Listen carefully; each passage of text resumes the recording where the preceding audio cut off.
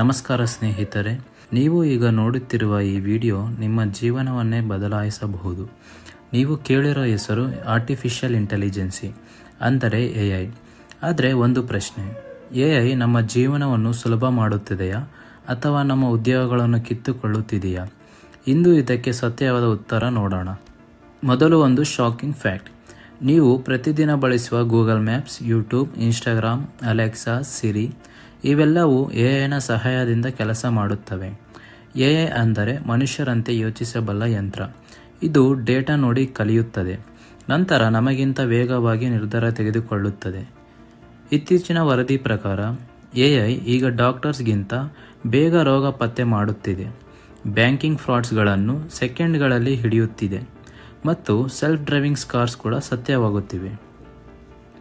ಆದರೆ ಇಲ್ಲಿ ಒಂದು ದೊಡ್ಡ ಸಮಸ್ಯೆ ಇದೆ. 2026ರೊಳಗೆ ಲಕ್ಷಾಂತರ ಕೆಲಸಗಳು ಆಟೋಮೇಷನ್ನಿಂದ ಕಳೆದುಕೊಳ್ಳಬಹುದು. ಅಂದರೆ call centres, data entry, basic accounting ಈ ಎಲ್ಲ ಜಾಬ್ಗಳು ಈಗ AIಗೆ ಸುಲಭ. ಆದರೆ ಭಯಪಡಬೇಡಿ, ಇದಕ್ಕೆ ಇನ್ನೊಂದು ಪರಿಹಾರವಿದೆ. AI ಹೊಸ ಕೆಲಸಗಳನ್ನು ಸೃಷ್ಟಿಸುತ್ತಿದೆ.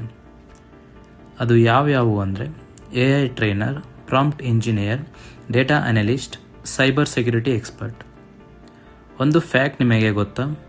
ಭವಿಷ್ಯದಲ್ಲಿ ಕೆಲಸ ಕಳೆದುಕೊಳ್ಳೋದು AIಯಿಂದ ಅಲ್ಲ, AIನ ಬಳಸದೇ ಇರೋದ್ರಿಂದ.